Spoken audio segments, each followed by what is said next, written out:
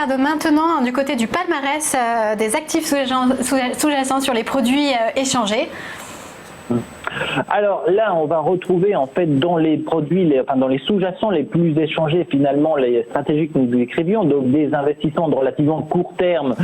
sur les indices. Alors là, ce qui est intéressant de constater, c'est que nous nous limitons plus seulement au CAC 40, qui représente naturellement, si on regarde la famille des turbos, 35% des échanges, mais également à un retour des indices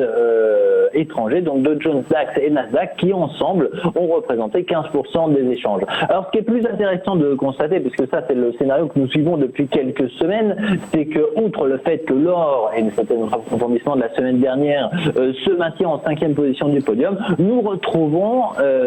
des 4 actions en particulier qui vont occuper la suite du classement. Donc dans le détail, Casino, Total, Eramet et Sanofi. Donc on constate l'entrée de Sanofi dans la top 10 de cette semaine, ce qui veut dire que les investisseurs vont par le biais de Turbo Illimité surtout, donc de ces produits qui ne vont pas avoir de date de maturité, se positionner sur des évolutions peut-être non pas de court terme, mais peut-être à moyen terme avec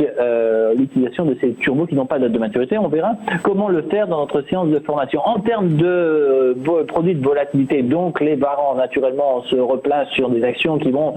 plus bouger, et outre le CAC 40 qui a représenté 30% des échanges, donc pour ceux qui vont se positionner sur des mouvements de volatilité au cours d'une séance, on retrouve naturellement Casino qui reste la valeur du mois de toute façon, Société Générale qui grimpe dans le classement, Air France toujours dans les plus actifs, LVMH, Crédit Agricole et Total. Donc on le voit, les investisseurs qui se sont quand même positionnés, et là on le voit clairement sur des valeurs qui sont plutôt importantes,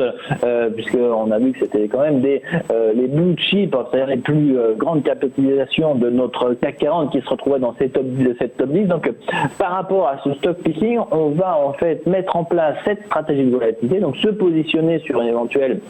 reprise de la volatilité sur ces titres, et pour ça on le fait par le biais de varans, mais on préfère le faire sur des grandes valeurs, donc des actions sur lesquelles on a une meilleure perception. Donc pour résumer, court terme avec CAC et les indices étrangers, des positions de moyen terme qui sont prises sur Casino, Total, Eramet et Sanofi, alors que sur les stratégies de volatilité en varans, on retrouve les blue chips de notre CAC qui sont privilégiés par les investisseurs.